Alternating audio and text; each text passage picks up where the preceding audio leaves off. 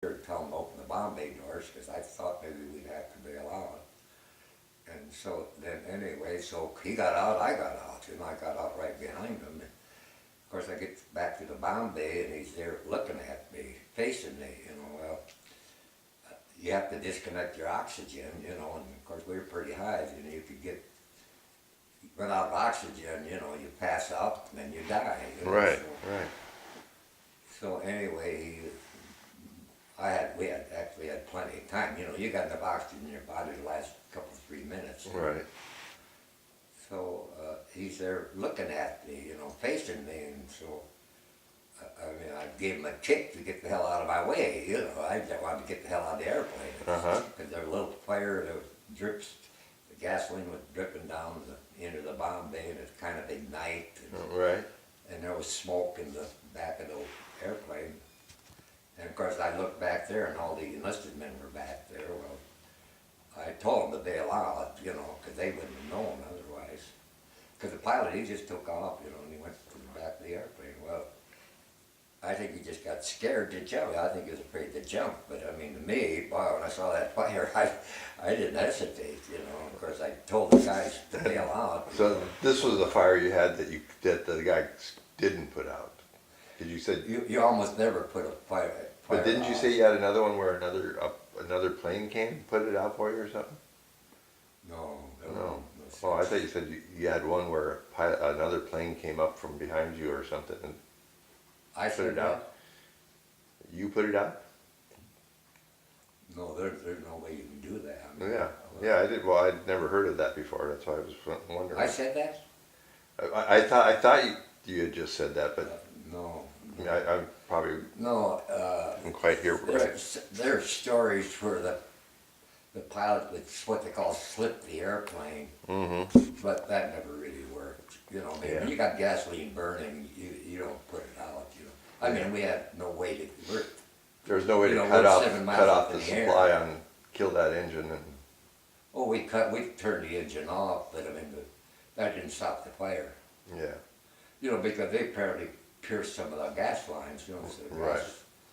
and then the tanks, there's gas tanks right in the wing.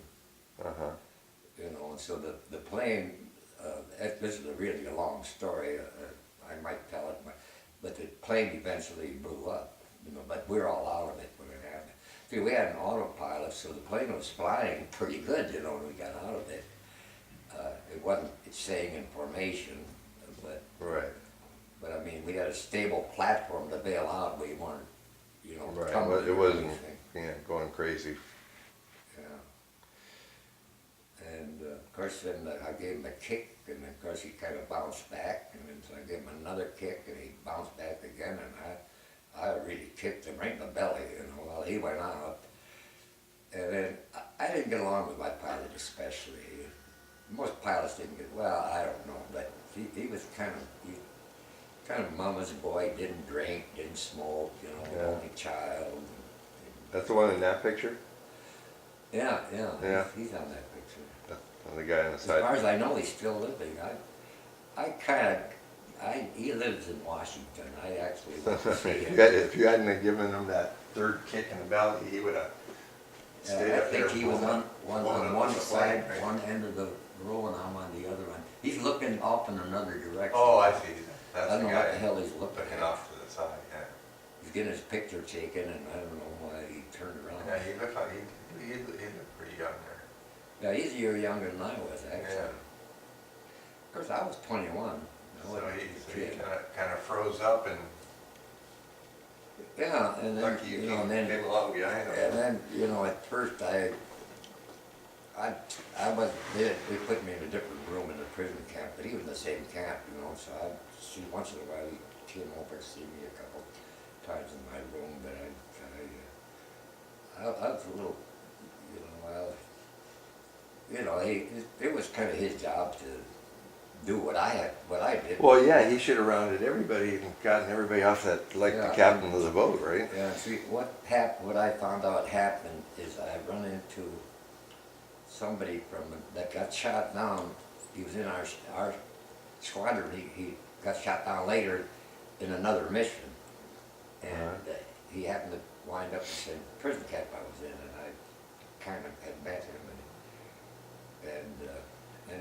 said that somebody, no, that's not, but anyway, I heard from another source that somebody had called my pilots and told them to bail out. Well, so he just didn't think to tell the crew, and of course, so I thought, well, hell, I'm gotta tell the crew, you know, but I kind of expected we were gonna have to bail out.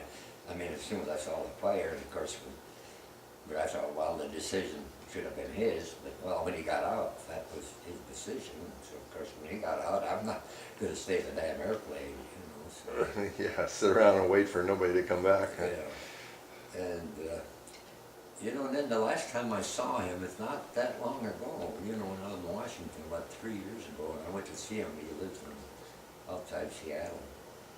And I'm driving with him in a car, and he meets somebody on the street, and he stops to talk to him. And then right in front of me, he says, well, I was the last one out of the airplane. Well, shit, he was the first one out of the airplane. They said I was the first pilot and co-pilot. That's the designations. Right. So we always say he's the first pilot out of the airplane. Actually, he might have been the first one out, because I know the navigator and the bombardier, see, they were in the nose, and say they were behind me. Right. And of course, I couldn't see in the waist. I don't know. I think, you know, our radio operator, you know, he called me Dick. We didn't have any military ships, you know. Right. Just. And so anyway, I called up and I said, yeah, guys, bail out. I said, we gotta bail out. So, and this radio operator, Barnes was his name, he says, Dick, did you say bail out? I said, God damn it, Barney, get out and get out fast. I remember saying that. I guess he was out, you know, he got out on the other side of the bomb bay. We were in the front, and everybody in the waist was behind the bomb bay, you see. So the bomb bay door were open, because I called the bombardier. I don't know, no, I couldn't open it from my seat. The pilot had a toggle switch, he could open the bomb bay doors, but it was on his side. Yeah. And so then I called the bombardier, because I didn't know what the hell the pilot was doing, you know. And then I found out later, you know, that some pilot from another plane had called him up. And the guy's name was Reed, his last name. He says, Reed, he says, you're on fire, get out, you know. So he got out. Uh-huh. And then after a while, I met, you know, I see him after we were prisoners.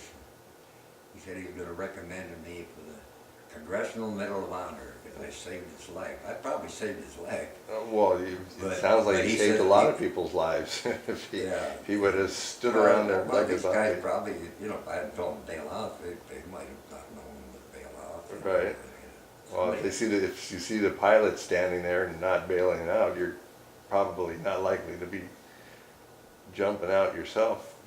Not knowing for sure. I would, you know, I think if he hadn't gotten out of the seat, and then I found out that he was a pilot in another airplane. Of course, I wasn't on communication with the other airplane. See, you couldn't be on both. Mm-hmm. And I was in communication with the crew. Right. And so, I don't know, it just kind of, when I look back at it, it just surprises me that, you know, all that training I was getting, I thought, God, this is all bullshit, you know. It just somehow, at the time, it just kicked in, and I'm just doing everything the way I was supposed to, you know, I was trained to do, you know. Right. But actually, they never told us even how to bail out, you know, how to open the parachute. Well, you know how to open the parachute. But, Right. what happened is about 2 days before I got shot down, there's a guy that had to bail out over France, and he didn't get captured. France was liberated. So he came back to the base, and he bailed out. And I'd never talked to anybody that had bailed out before. And he said, how the hell do you get out? How do you bail out of an airplane? You know, just everything kicked in, you know. He said, well, he said, you go and you straddle the bomb base, put your feet together, out you go. And so that's what I did. But I say that pilot was, you know, I can't. So if you hadn't talked to that guy a couple days before, you would have been kind of clueless on. I probably would have figured it out, but Yeah, you know, but- we But they don't train you though. well, no, I think they could have. I don't know. Anybody probably got killed because they didn't know how to bail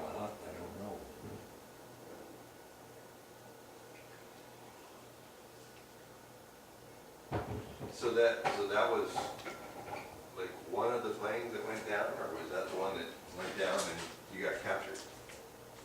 Or Well, we when did you get captured? we lost about 18 airplanes that day, which is quite a few because Yeah, this was actually the first mission we were ever attacked by fighters. Uh-huh. But what about you? I mean, how many planes were you in that went down? Oh, I only got shot down one time. The one time? Yeah. And then that was the one, and then you got captured? Yeah, they were underground waiting for me. You know. Oh. Geez. It was daytime, you know, so they saw me coming down in the parachute. See, and I come down through about 4 miles of clouds, and anyway, and so this guy that had bailed out, they told us, you know, if there are fighters in the area, not to open our parachutes right away, because you'd be a sitting duck for a fighter plane, you know, an enemy fighter plane. And so actually I was dropping through the clouds where they wouldn't, we had, we call it an undercast, see, we were flying above the clouds. It was sunnier than hell up there, real bright. Right. And so I come through about 4 miles of clouds, and while I'm in the clouds, I never felt like I was falling. You get like vertigo, you know, you don't know what Yeah, you just got clouds around you. Yeah, and so I remember this guy said, you know, he said that when he said he pulled a delayed jump, but he didn't know why either, but he wasn't even over enemy territory. And he said you put your hands out in front of you like this, and then you'll tumble over this way, and you put one hand out. And it seemed like I was doing that. I was kind of hypnotized, you know, and so finally, I break through the clouds and I see the ground, and I said, oh God, I better open this parachute. If the clouds had been down to the ground, I probably never would open my parachute. Yeah. But luckily, you know, there was a ceiling, they call it, cloud ceiling. And so when I got below it, well then I could see pretty much where I was going to land. You still had enough time to open it and... Yeah, oh yeah, I had plenty of time. Yeah. And it's real crazy sensations you get. While I was in the clouds, I never really felt like I was falling. I felt like I got out of the airplane, and we had 3 engines going, and I felt like I hit what's called a prop wash, and I felt like I was going this way, you know. And I never felt when I was in the clouds like I was falling, because you know you get vertigo, you don't know up or down, you know. Right. And so then when I got below the clouds and I opened my parachute, I thought, oh shit, you'll get me now, you know. But I don't know if the German fighter planes really did shoot down guys in parachutes, not Americans anyway. They didn't. Well, there was a certain Try to code pick 'em among flyers, you know, like unwritten code even. You know, you respected flyers from even the enemy, you know. So I don't think that happened. And guys on the ground didn't just sit there and try to... Yeah, I landed in the plowed fields, and see, they told us, And this was the first thing I learned when I learned to fly, in case you have to make a forced landing period, you lose an engine over any place, you want to land into the wind. Right. You know. Yeah, I flew for 30 years, or for 30, I flew 30 times. I never got to my, or 30 hours. Did you solo? I soloed in high school. I was gonna get my pilot's license, and then the school shut down, and I never finished. Yeah. Oh, I didn't know that. Yeah. So I flew Cessnas and stuff. You did? Oh yeah. I had 30, single engine 30-something hours with me. I got my logbook still. I was talking to the guys at the airport in Grants Pass. On one? And they said, just bring your logbook in, and you can start up again. But now I got this box in my chest. I don't think they'll let me. Was it a single engine plane? We flew different type, but mostly Did you fly Cessnas. twin engine also? I mean. No, I didn't do double. My friend of mine, Brad McGrath, Bob McGrath, was my dad's coworker. Oh yeah, I heard Well, his son Brad is that. younger than me, and he took flying lessons, and he went on and ended up flying commercially cargo down to South America and from Florida. Took twin engine rating, bought his own plane, started a fish spotting business, and would go out there with boats and Yeah, well, catch then you fish. probably know this too, but you know, one way you can tell the wind is blowing, if you see a herd of cows, they'll all have their ashes where the wind is blowing from behind them. So then they can smell anything behind them, you know, with that wind blowing. You know, when the cows now they're getting so damn educated, they don't have enemies. Right. But you know, when cows had enemies, and so they could see what's in front of them, of course, and from behind, so their ashes were always into the wind. Wow. So that's how you determine which way the wind is blowing. Yeah. You know, but now the damn cows are getting so civilized that, well, they don't have any enemies anymore. Unless it coyote Eventually they're wolf or evolving. whatever. So anyway, so I could see a herd of cows, so there was a little wind, and so I manipulated the thing so I'm flying so the chute drops in front of you. But there was very little wind at all because, you know, if the chute stays open, if there's a wind, it'll drag you, you know, it won't collapse. So anyway, I land in this plowed field, but I was wearing flying boots. The only first mission I ever flew, it was supposed to get to be about 55 below we were flying.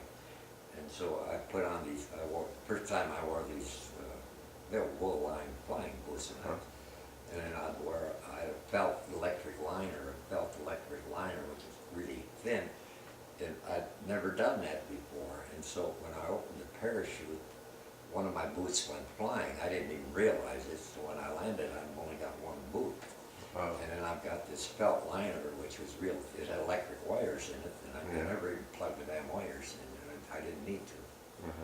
And so I'm walking around Germany practically barefoot with that one foot, you know, till I think I was about 3 days before I got a pair of shoes, you know, they gave me a pair of shoes, because, you know, we didn't do a whole lot of walking at first, but I kind of wore out that felt liner, and it actually was November, but it wasn't really cold, I mean, there was no snow or anything, but I know I was about 3 days walking around with one foot barefoot practically.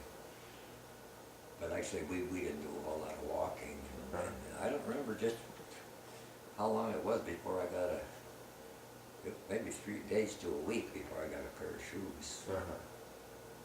So then they just kind of walked you around wherever. Well, wherever they town took, was, see, or when the first night I spent in a German jail, and I went into that place. This is my favorite war story. And it was in the afternoon, it was still daytime, and they hadn't really totally searched me, but anyway, I'm in there, and there's a table, and there's a board incline for the pillow, and I actually slept. It surprised me that, you know, the night before I was in London, the night before I got shot down, I was in London doing a little booze, and I didn't think I was going to fly that day. I was so damn sure I wasn't going to have to fly. It's another long story. But.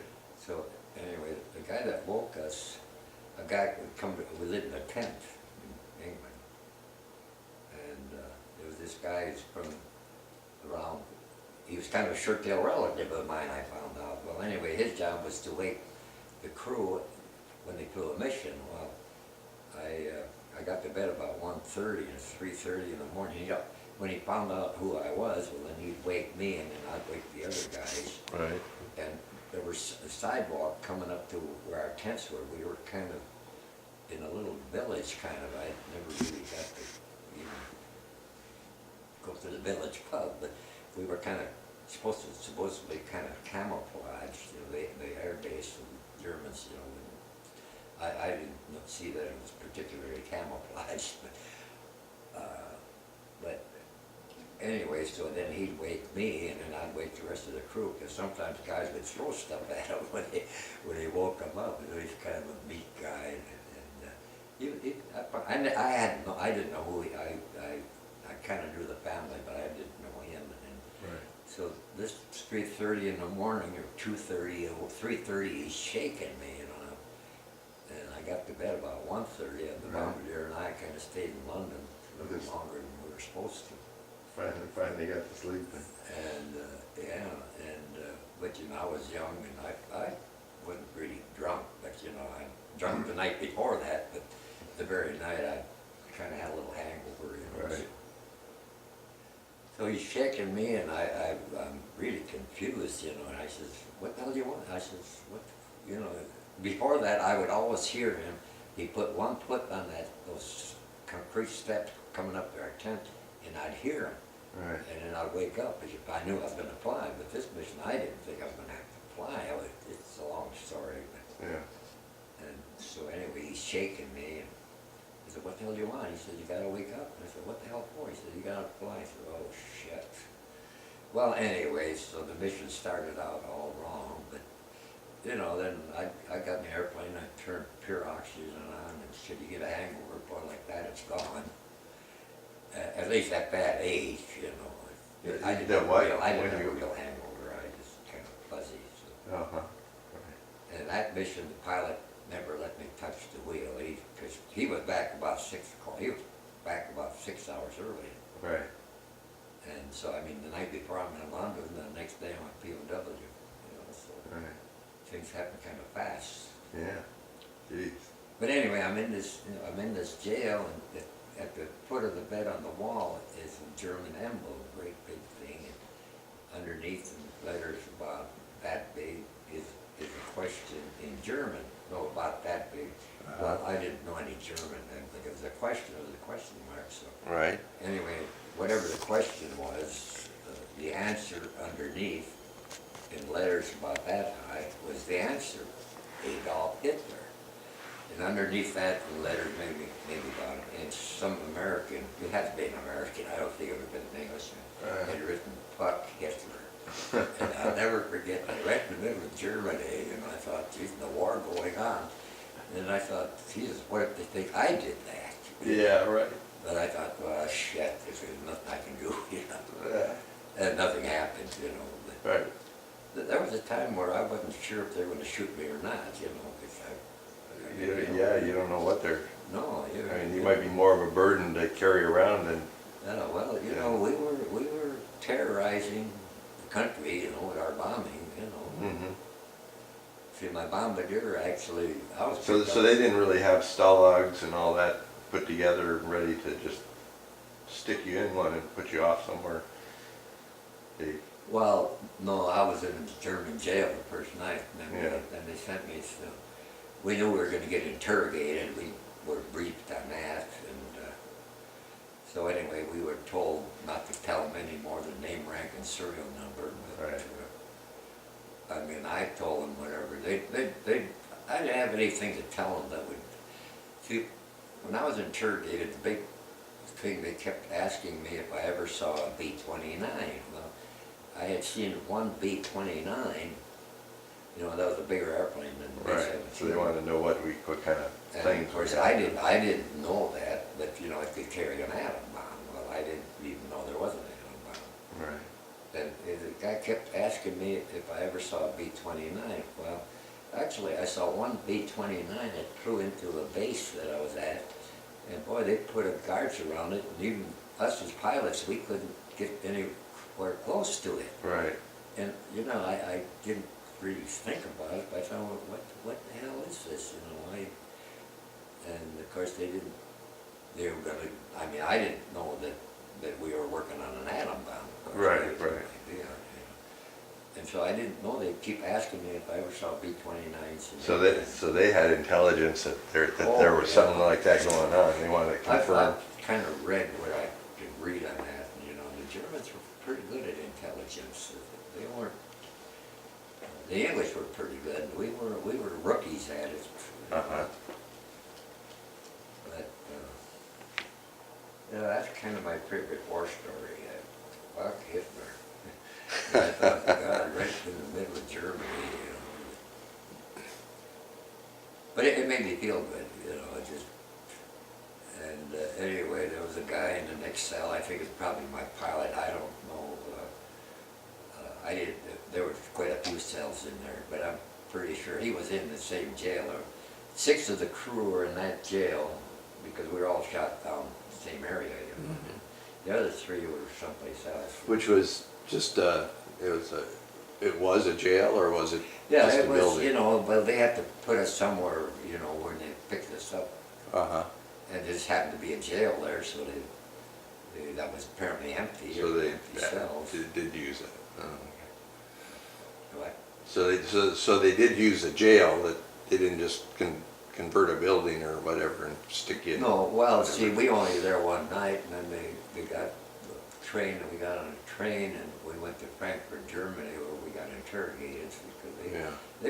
they got us there pretty quick, you know. Yeah. Because, you know, by that time, see, well, this happened 3 months earlier, but we left one camp that we were at. Well, shit, I'm getting this thing confused. No, I'm thinking at the beginning of my Yeah. career. But see, eventually I was liberated in near Munich, but I was at a camp in Poland. It's Poland now, it wasn't then, it was Germany. And, but I mean, first they took us to Frankfurt to interrogate us, you know, of course, Uh-huh. they knew what to do with us. See, I was picked up by 3 soldiers come out to this field. I lied in the plowed field, you know, so it's pretty soft landing. And so these 3 guys came out and picked me up. They were soldiers. They were home guard guys. They were older. They were World War I veterans mostly, so they weren't the gung-ho Nazis or anything. But there was one guy in this little hut they took me into. They had a little hut there. They had these guns that probably shot us down. You know, there were these big 88s or whatever they were. And I didn't get to study them. You know, they wouldn't give me any time to. But there was this one guy, and he'd been a prisoner in England. He was German. He was a prisoner in England in World War I, and he spoke just very little English. And he was just so damn happy to see me, you know. And he spoke, like I say, just very little English. Well, the first thing he asked me, he says, is New York kaput. Kaput means destroyed, you know. I learned that word before I shot down. I trained with all over Germany. So Germans thought that America was... What's that? So Germans thought America was getting beat up? Oh, yeah, well, anyway, so he asked me, he said, New York kaput. Well, I had just been over New York about 2 weeks before that, or maybe 3 weeks, and we flew over New York on the way to England. Right. Because, I mean, nothing ever came nothing ever came to the United States, right? And like Germany didn't ever send anything all the way to the United States and try to blow us up, right? No, we weren't, no. So, but they must have been telling those guys for him to... Oh, yeah, well then, to think. So then I said, no, he's kind of asking me, he said, Right. New York kaput? And I said, no, New York. And he said, London kaput. Well, I was in London the night before, and there was some damage, but it wasn't destroyed, you know. There wasn't really a whole lot of damage, you know. Yeah. Actually, we were there on our pad. We were on pass for 48-hour pass, the only one I got. And we'd hear some of these buzz bombs, they call them, going off in London. And there were people sleeping in the subway, they call it the underground, because we spent 2 days in a 2-day pass, you know, so I kind of got to see London a little bit. And lost my virginity in London.